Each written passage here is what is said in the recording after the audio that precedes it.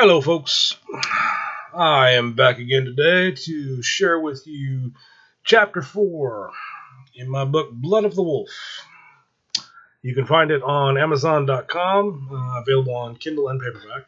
It is also at BarnesandNoble.com, so go check that out. There will be links down in the description and also up in the banner up at the top of my channel. So you can check that out either way. There are links as well to Redbubble, Etsy, different sites where I also sell artwork. So please do go check that out. I use those funds to help kind of not only support my daughter, but support my writing so I can bring you guys some good stories, because to write these takes time, and it's time that I could be spending on business. But I love to write and I love to bring you guys stories, and so that's why I do it. So anyways, if you do want to see more content like this, please do subscribe, hit the notification bell, and like this. Share it with your friends. Hold them down, make them listen. I need more subscribers. So yeah. Let's get into this. Chapter 4. A Hero Emerges. Michael's eyes fluttered open like he had just awoken from a long dream. He would have thought it was a dream if it were not for all the memories of everything he had learned. That and the fact that when he ran his tongue across his teeth, he felt fangs where his canines used to be. He was lying in a hospital bed, and he had straps holding his arms and legs. When he looked around the room to see if there was anyone else with him, he saw his mother asleep in the recliner next to his bed. "Mom, you awake?" Angela opened her eyes and jumped up, looking over in Michael's direction. Michael quickly closed his eyes before she saw him, so she wouldn't know he was awake. Angela began crying a bit as she held Michael's hand and kissed his forehead. "Michael, honey, if you can hear me, please wake up. I know you can pull through this. I'll be here as long as it takes. I'll never leave your side. Lisa's out in the waiting room, and we're both praying for you. Come back soon." He couldn't take listening to his mom cry, so he knew the joke was over. "I love you too, Mom. Can you take the straps off? They really itch." Angela momentarily looked at Michael in complete shock that he responded back to her, as he opened his eyes and looked at her, smiling. Angela threw her arms around him, almost choking him, as she held on to him for dear life, afraid that if she let him go, he might slip back into a coma. "Mom, you're choking me. I can't breathe." Angela was so excited she didn't realize how hard she was hugging him. "Oh my God, honey, I'm sorry. I have to run and get the nurse. I'll be right back." She ran out of the room, leaving Michael strapped to the bed. "Mom, the straps!" While Angela ran down the hall frantically looking for a nurse, Michael just laid there in the bed and sighed. He knew he could probably tear through the straps like paper, but that'd raise too much suspicion with the doctors, and then they might never leave him alone. Angela returned in a few minutes later with the nurse in tow. The nurse didn't get more than 5 feet in the room before she stopped dead in her tracks and began staring at Michael in complete awe. Michael just sighed and shook his head, remembering that since the change, he was now a supernatural being. And though on one hand he could scare the piss out of people if he wanted, on the reverse he could awe the pants off just about anyone with a smile. This being due to the aura that now radiated off of him. Of course, the chiseled form he now had helped a bit as well. Angela just looked at the nurse dumbfounded as to why she was just standing there. To Angela, this was just her son. So even if she could sense the difference in Michael, she was still slightly immune to the awe the nurse was now experiencing. "Nurse, is there something wrong? Can we take the straps off my son now that he's awake?" The nurse snapped out of it and giggled as she looked over at Angela to acknowledge her. "Oh, yes, sorry." She walked over to Michael clumsily, giggling the whole way. She undid the straps on his arms and legs, barely taking her eyes off of his. As she took his vitals, he became increasingly aware of a very uncomfortable feeling he was getting from a little below the waist. His eyes got wide with a look of sheer horror on his face. Angela, seeing his expression, instantly became worried. "Michael, honey, what's wrong?" Michael looked over at the nurse with a very uncomfortable and frustrated expression. "Tell me you didn't put a catheter in me." The nurse calmly explained to him that they had to because it was procedure, and they didn't know when he was going to wake up. But Michael didn't care about why they did it. "Just get it out of me." The nurse jumped a bit as Michael's demeanor changed. "Yes, sir, right away." She slowly removed the catheter from Michael, which made him grimace and growl a bit as he felt it sliding out. Once it was out, the nurse looked at him with a smile. "There we go, all better now." He gave the nurse a look of irritation for her chipper demeanor after he had to endure a pipe being pulled out of his pecker. She uneasily backed away a bit to give him more space. Michael looked around the room, trying to spot his belongings. "Where are my clothes?" Angela walked over to his bedside to let him know the bad news because she knew it was one of his favorite outfits. "They cut them off of you, honey." He looked like he was about to get angry, but then he just looked at her in disbelief, hoping he would not have to go home in a hospital gown. Angela had anticipated his reaction. "Alan went and got you some clothes, though. They're right over there." He let out a sigh of relief as she pointed over to the closet across the room. Michael just wanted to get cleaned up and get out of there, so he asked the nurse if it was okay for him to take a shower and get dressed. "That's fine, but you'll have to remain in the hospital until the doctor returns in the morning to check you out. He'll be here in about 3 hours. He just shrugged his shoulders. "Whatever, as long as I can move around." Michael took what he felt to be a long, much-needed shower, especially after all the changes his body had gone through. With his new strengthened senses, he could smell the sweat, dirt, and melted fat cells that now caked his body. In fact, with his new sense of smell, he could have sworn he smelled his own pheromones, along with the endorphins and adrenaline that coursed through the nurse when she looked at him for the first time. This was all going to take some getting used to. There were so many people that he knew he could help now. But there was also much about himself he would still need to keep hidden from the world at large if he ever hoped to retain some shred of a normal life. Michael stepped out of the shower and dried off. He wrapped the towel around his waist and flexed a little in the mirror as he admired his new physique that he was sure there was no way he could have attained naturally. When he stepped out of the bathroom, Lisa was waiting for him. He could actually hear her heart skip a beat, and he could smell the chemical reactions in her body when she saw him. After staring at him with her mouth gaped open for a long while, she ran to him and threw her arms around him. "Oh, God, I'm so happy you're alive. We didn't know what was wrong or if you were going to make it." Michael smiled. It felt good to be loved. "I'm just glad to be back. You wouldn't believe what I've gone through and the things I've seen." Lisa looked up at him a little confused because, as far as she knew, he hadn't gone anywhere. Michael didn't feel like explaining everything right away, though. "Never mind, it's not important. What is important is that I'm here with the ones I love, and you're all safe." Lisa laid her head against his chest with continued concern over what he meant, but she was content to let him work it out and tell her in his own time. Angela asked if he was hungry and suggested they all take a trip down to the cafeteria. Michael had just started to notice how hungry he really was. "Now that you mention it, I'm starving."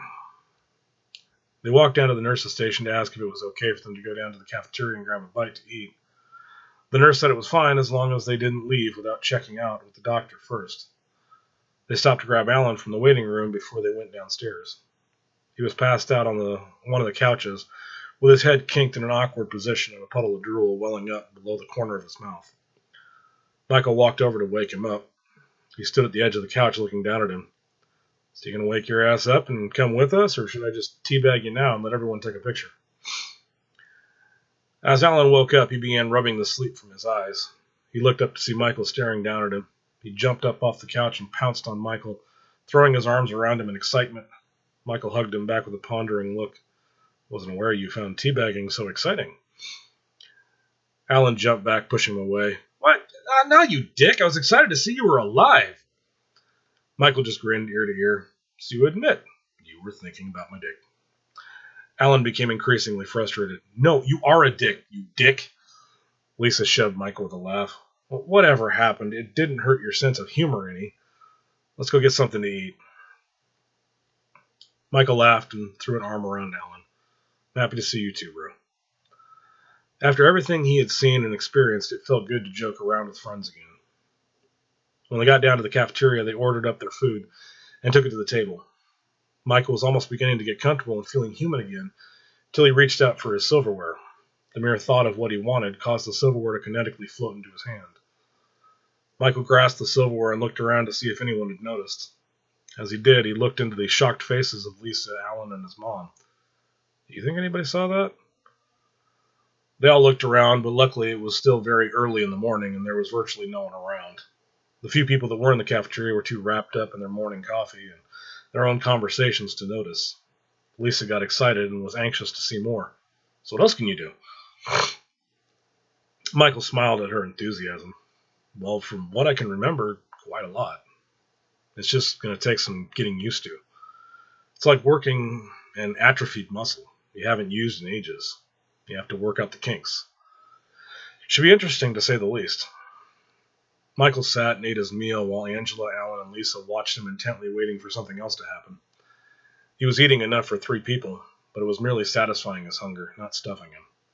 He had quite a metabolism to contend with now. Lisa thought to herself, I can't wait to get him home and tear his clothes off. In fact, I'm about to jump him right here in front of everyone. Michael looked up from his plate with a smile.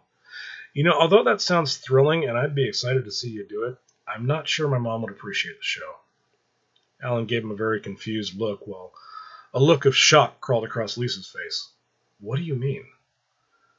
Now Michael was confused at how oblivious she was to what he was talking about. What do you mean, what do I mean? I'm talking about you talking about jumping across the table at me. I didn't say that. I was thinking it, but I didn't say it. Alan was smiling ear to ear, wondering what all Michael heard. You're kidding me. You had to have said it. Angela leaned forward. No, honey, she didn't say a word. None of us did. Michael started smiling. Oh, this is going to kick ass. Alan got excited. Dude, that fucking rocks. Ooh, what am I thinking? Michael raised an eyebrow and gave him a very annoyed look. Dude, get my girl out of your head.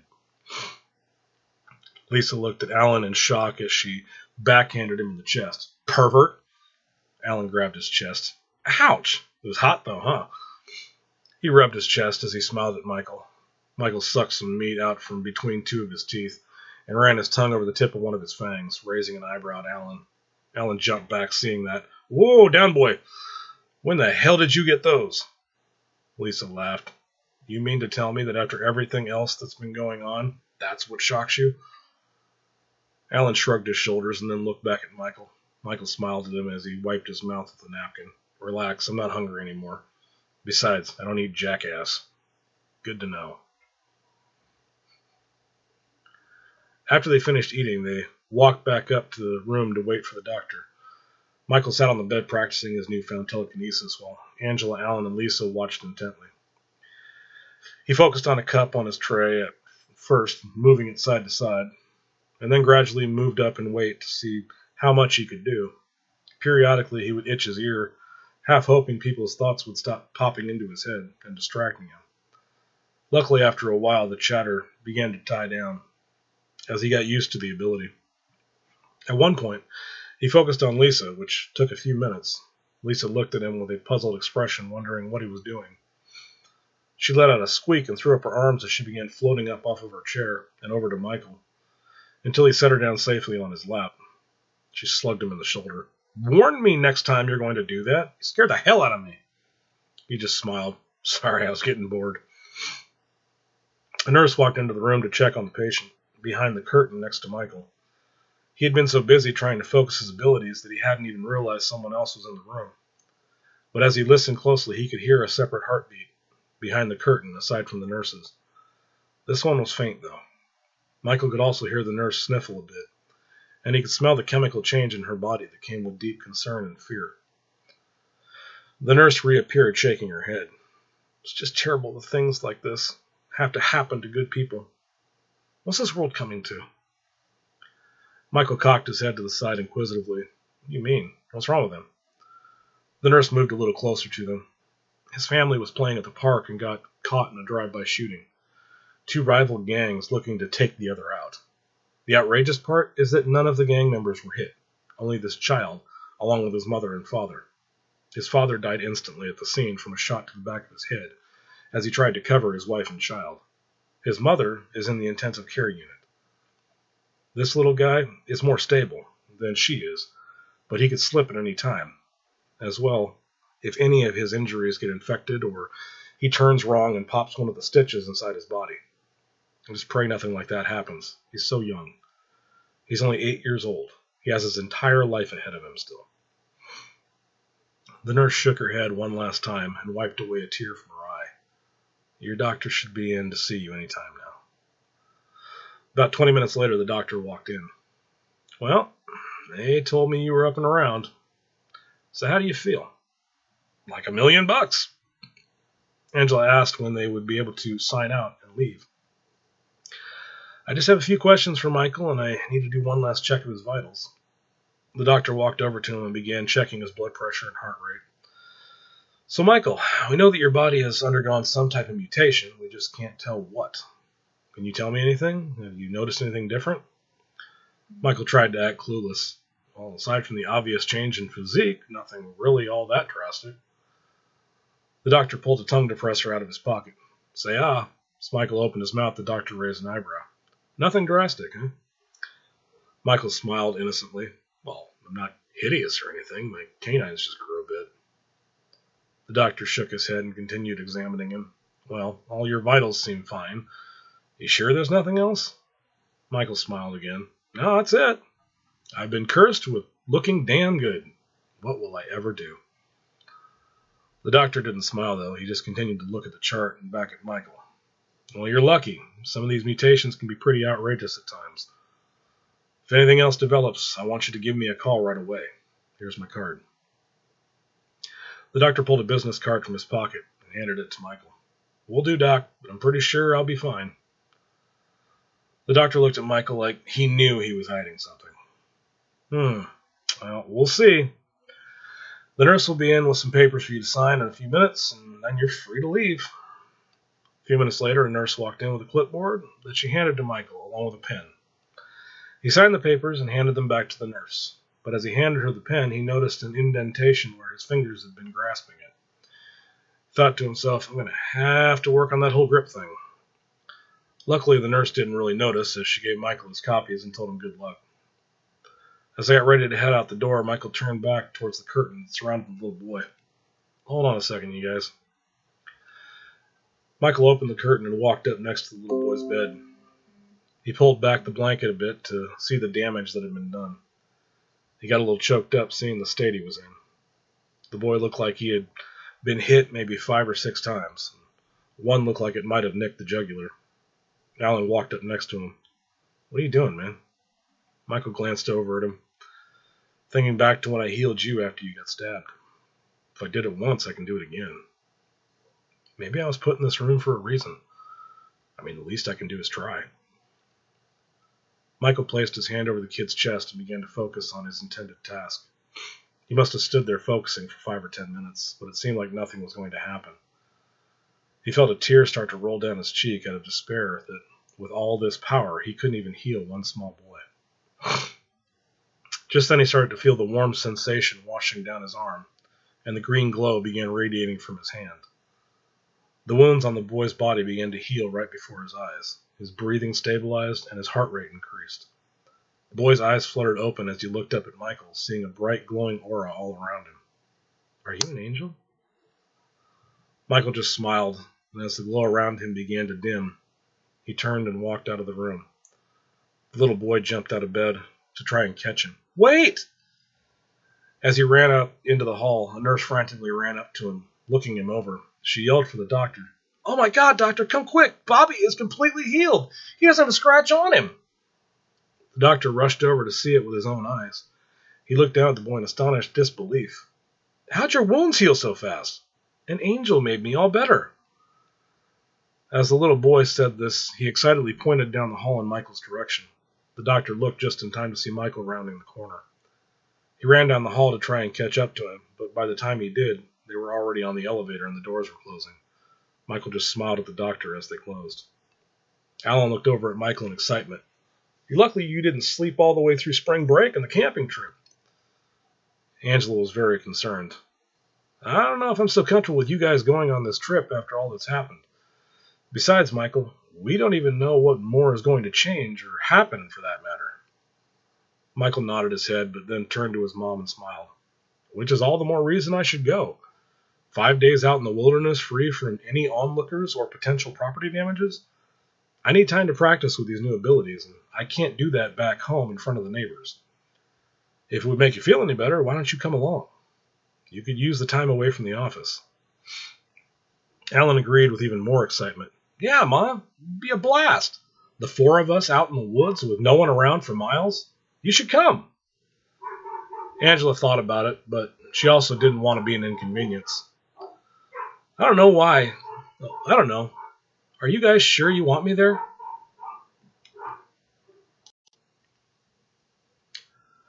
Lisa chimed in because she could see that they were beginning to convince her.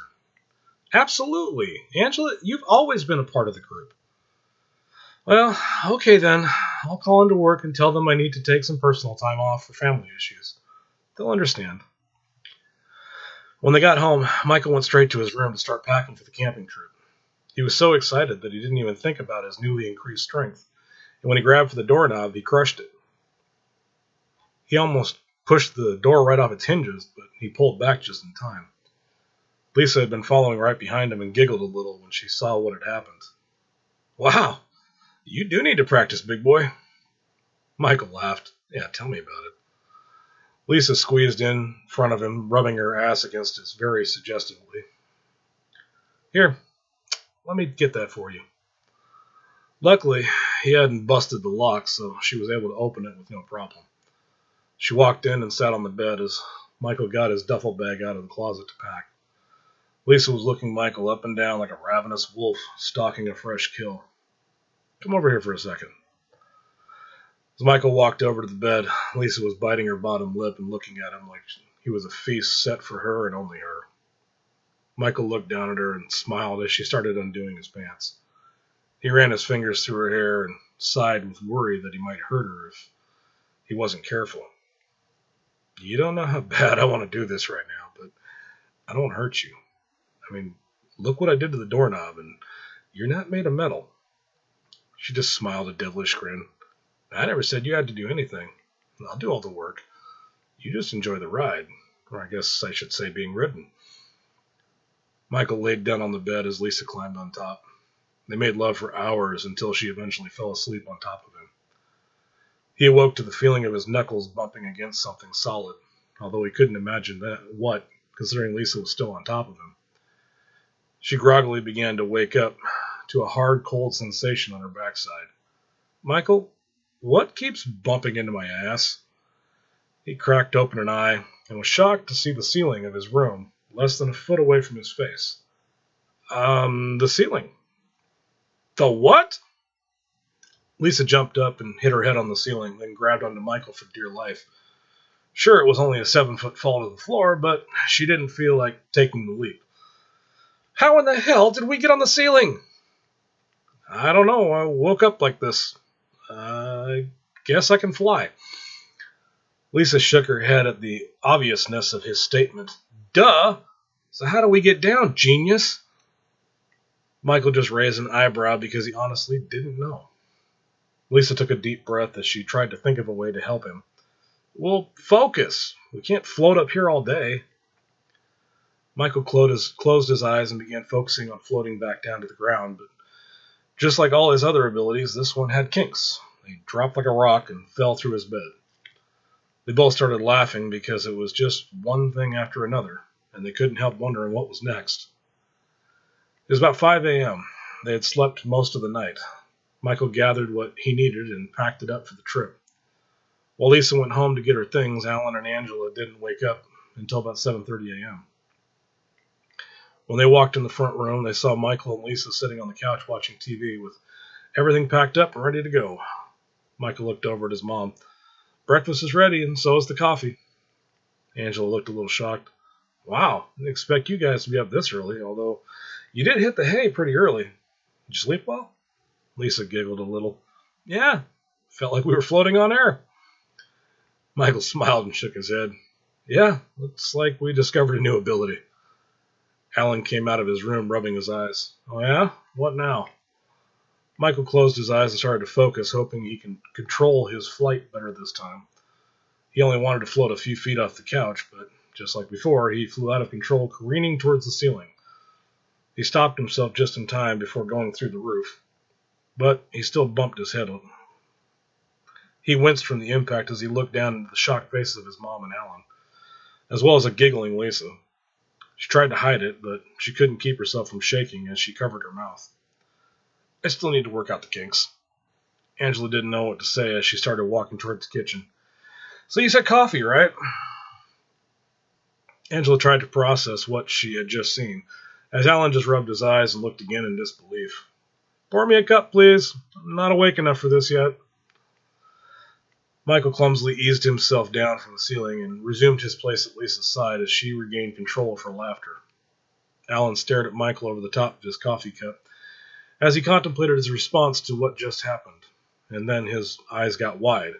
You're a fucking super pooch! Michael closed his eyes and let his head fall backwards on the couch as Alan broke out in laughter, soon followed by Angela and Lisa. Michael looked at them both in frustration. Oh, you guys are hilarious.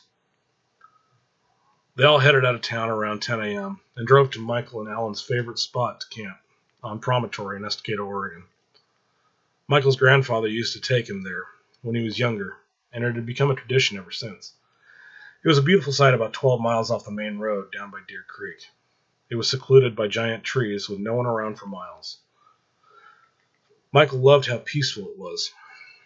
After setting up camp, Michael and Alan decided to go look for some wood. They had been gone for about half an hour when Alan came strolling back into camp laughing as Lisa and Angela looked past him to see Michael walking into camp with a tree on one of his shoulders and a big smile on his face. Hey, Mom, think it'll be enough? Angela and Lisa just sat staring at him with their jaws dropped. Alan was still laughing as he was trying to regain his composure and form a sentence. We were curious about exactly how much he could lift, so I bet him he couldn't pick up a tree we found beside the road. He lifted it like it was nothing. It might as well have been a twig. The word bet concerned Lisa a bit. So what were the terms of the bet? Alan smiled. If I won, I got to spend the night with you, and if I lost, I had to make lunch. Lisa didn't look pleased by their adolescent humor. So either way, I suffer. Lisa gave Alan a sarcastic grin and shot a glare in Michael's direction. You bet my ass on a tree? Michael laughed. It was a sucker bet. He dropped the tree with a tremendous thud. Get to cooking, man. I got a tree to cut up. Hey, babe, can you hand me the chainsaw? Michael heard the chainsaw start up behind him as he spun around to see Lisa holding it up with a crazed look on her eyes. You actually bet my ass on a tree. Michael sheepishly grinned. I love you, honey. She powered down the chainsaw and thrust it into Michael's hands. Yeah, honey's right. Something you'll be getting none of tonight. Lisa turned and walked away, smacking her ass as she glared back at Michael, then cocked her head to the side with a devilish grin and a look of innocence, blowing him a kiss. Michael looked over at Alan with a look of frustration on his face. Thanks a lot, you prick. Alan gave him a completely innocent look. Hey, you're the one that took the bet. Yeah, but did you have to let her know the conditions? As if I was ever going to let you sleep with my girlfriend? Alan puffed up his chest, trying to act macho. Hey, there wouldn't have been much sleeping going on. Lisa laughed. Whatever. Would have made you blow your load before you ever got your pants off. Unaffected by her comment, he continued to confidently puff out his chest. Yeah, but at least I would have got mine. Alan grinned as he went back to preparing lunch. Not happy with her inability to stifle Alan's ego, Lisa walked over to the tree Michael was cutting into firewood. She straddled the tree and looked over at him as he glanced in her direction. She bit her bottom lip, arching her back, placing her hands behind her as she rocked her hips back and forth. God, I love the feeling of a big piece of wood between my legs. She started moaning as Michael began drooling. He and Alan both stared at her with their jaws dropped. Satisfied that she had gotten the desired effect, she got up off the tree and smiled at Michael. Well, I got mine. She walked away, switching her ass back and forth with each step before taking a seat next to Angela, who was sitting reading a book, straining not to laugh. Angela gave Lisa a sideways high five as she continued to look down at her book. As it started to get dark outside, Michael started a fire to keep them all warm. Angela and Lisa started grilling some steaks for dinner, while Alan played guitar and Michael sang. The smell of the steaks caught the attention of a bear that had come down off the mountain to get a drink of water from the creek. Angela and Lisa didn't even notice it approaching them from behind, but Michael could smell its musk and hear its footsteps. He looked up to see it coming into camp through the darkness. Lisa looked up to see Michael snarling and crouched ready to pounce as he looked off behind her. She turned to see the bear as it stood up on its hind legs, growling. Lisa screamed, reeling backwards in terror as it did. And so did Angela when she realized what was going on. Michael was already sailing through the air as he came down and collided with the hungry bear. They rolled down a small hill, but as they came to a stop, the bear was on top of Michael. The dancing glow of the firelight made the scene twice as intense as the battle ensued. The bear began clawing Michael's chest as blood splashed out, which drove the bear all the more into a crazed frenzy. It bit down into Michael's chest, tearing out a chunk of meat, which made Michael yelp in pain. Alan grabbed a branch and began running at the bear to save his friend. Angela and Lisa watched in horror, not believing that Michael could be bested this easily with all his newly acquired power. The bear was nearly content that he had defeated his prey as it lunged in to take another bite. Just then Michael's hand thrust out and grabbed it by the fur of its neck. Alan skidded to a halt as Michael brought both of his feet up under the abdomen of the bear and launched it through the air and into a nearby tree. The bear impacted with such a force that it snapped the tree along with its back. Michael sprang to his feet, eyes glowing bright red as he lunged in to finish the bear off. The bear's eyes lulled in its head as it looked up at him. He stared down at it, fully enraged, as he brought his leg up and stomped on the back of its head. Crushing the skull, Alan wet himself, seeing the glow radiating from Michael's eyes as he turned back towards camp. In the glow of the fire, Angela and Lisa could see Michael's remaining wounds close up before their eyes. As his rage subsided, Michael helped Alan to his feet. He grabbed his knife from his bag and began going to work on skinning the bear and preparing the hide. His grandfather had always taught him the Native American way of doing things. He always told him that no part of the animal was to be wasted. At one point, Lisa turned away as Michael took a bite out of the heart, a ritual act that was said to endow a person with the essence of its prey. They spent the rest of the trip dining on bear meat and watching Michael practice his abilities. By the end of the trip, Michael had gotten pretty good at it all, and could even fly now with relative ease. He even took Lisa on a ride at one point. But as they hovered above the treetops, looking out over the valley, Michael couldn't help but wonder what the future would bring. He knew that with great power came even greater responsibility. And that is the end of Chapter 4. So, please do like and subscribe to this video. Hit the notifications bell so you'll be updated anytime I upload a new video. And check out the links to my author page where you can buy the book and the many other books that I have written to help support the effort to build this channel and bring on other authors to help promote their work as well. You can also find links to my art pages where you can buy print-on-demand t-shirts, greeting cards, things like that, to also help promote these works. Thank you, and I will see you soon for Chapter 5. All right, bye.